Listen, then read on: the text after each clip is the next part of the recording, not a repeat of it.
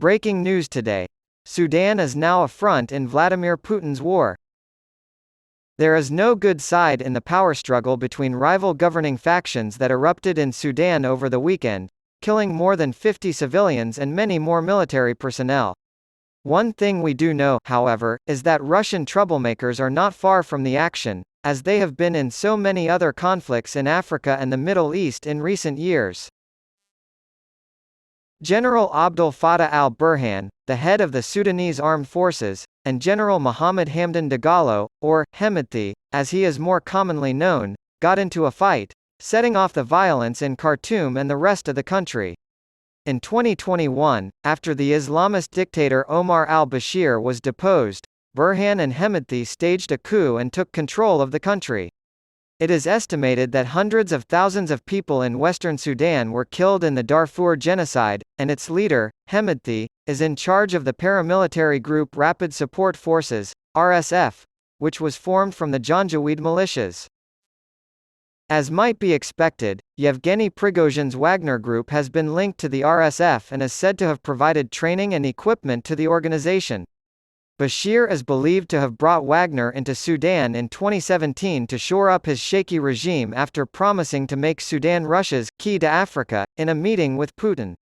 Wagner backed one of his schemes to build a Red Sea base for the Russian Navy in Port Sudan. Wagner has been a major supplier of military hardware to Sudan ever since, having provided the country with everything from military trucks and amphibious vehicles to 2 transport helicopters. After Bashir's ouster, the Russian mercenary group switched sides and began supporting Burhan and, in particular, Hemedti. It maintains operations at the Meroe Gold Company, which allegedly exploits Sudanese mines and smuggles out large quantities of gold, enriching Prigozhin at the expense of Sudan's dwindling financial resources. To Putin, this means more success in circumventing Western sanctions and more money for his illegal war in Ukraine. The RSF is well funded and armed, and they may soon unleash havoc on North Africa. President El-Sisi of Egypt believes that a stable government in Khartoum is in Egypt's best interests. Even though Hemedti has promised the safe return of the Egyptian troops captured by the RSF on Saturday while they were in Sudan for joint exercises, he is likely to view this development with suspicion. Cairo will also be worried that the Grand Ethiopian Renaissance Dam project, which needs Khartoum's backing to ease Egyptian concerns about the Nile's water supply, will be negatively affected by this power struggle. Ultimately, this is such a crucial strategic issue that Egypt and Ethiopia may feel the need to assert themselves more forcefully should the conflict spiral out of control. A power vacuum will allow extremist groups across the region to take advantage of what is happening, and Chad, Eritrea, and South Sudan may be hit with an influx of refugees on top of their own internal struggles.